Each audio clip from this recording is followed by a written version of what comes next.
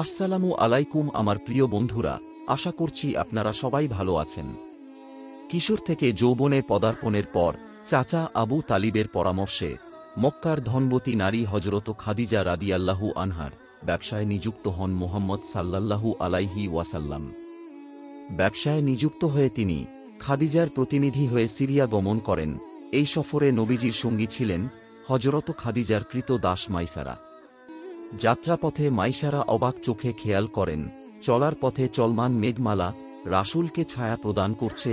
Syria পৌঁছানোর পর একজন খ্রিস্টান পাদরী নবীজিকে দেখে নবী হওয়ার ভবিষ্যদ্বাণী করেন।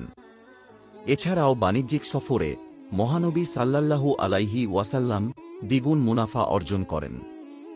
সফর থেকে ফেরার পর রাসূলের সততা, বিচক্ষণতা এবং মাইসারার বর্ণনা শুনে হজরত খাদিজা নবীজিকে বিয়ের করার মনস্থ করেন।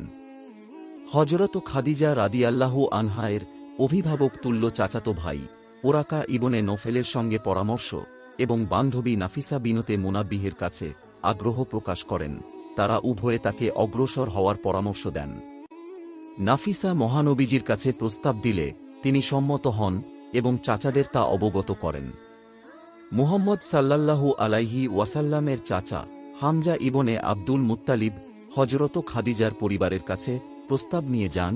উভয় পরিবারের সম্মতিতে তাঁদের বিয়ে সম্পন্ন হয়। বিশুদ্ধ মতে বিয়ের সময় নবী পাকের বয়স ছিল 25 বছর এবং খাদিজার বয়স ছিল 40 বছর। বাণিজ্যিক সফর থেকে ফেরার 2 মাস পর বিয়ে অনুষ্ঠিত হয়। নবী পাক হজরত খাদিজাকে মোহর হিসেবে 20টি উট প্রদান করেন, যার তৎকালীন বাজার মূল্য ছিল 500 দিরহাম।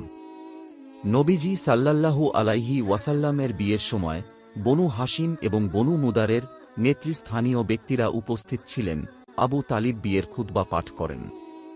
তাতে তিনি বলেন, ইনি হচ্ছেন মুহাম্মদ ইবনে আবদুল্লাহ, যিনি ধন সম্পদের দিক থেকে কম হলেও তাঁর মহান চরিত্র আর অনুপম গুণাবলীর কারণে যাকেই তাঁর মোকাবেলায় রাখা হবে তিনি তার চেয়ে শ্রেষ্ঠ প্রতিপন্ন হবেন। কেননা ধন সম্পদ বিলীয়মান ছায়া এবং প্রত্যাবর্তনশীল বস্তু বিশেষ, আর এই মুহাম্মদ যার আত্মীয়তার সম্পর্কের খবর আপনাদের সবারই জানা, তিনি খাদিজা বিনতে খুয়াইলিদের সঙ্গে বিবাহবন্ধনে আবদ্ধ হতে আগ্রহী। তা সমুদয় মোহর, তা নগদ হোক বা বাকি, আমার সম্পদ হতে দেওয়া হবে। আল্লাহর শপথ, তিনি বিপুলভাবে সম্মানিত এবং নন্দিত হবেন। নবী পাকের সঙ্গে হজরত খাদিজার দাম্পত্যকাল ছিল 24 বছর।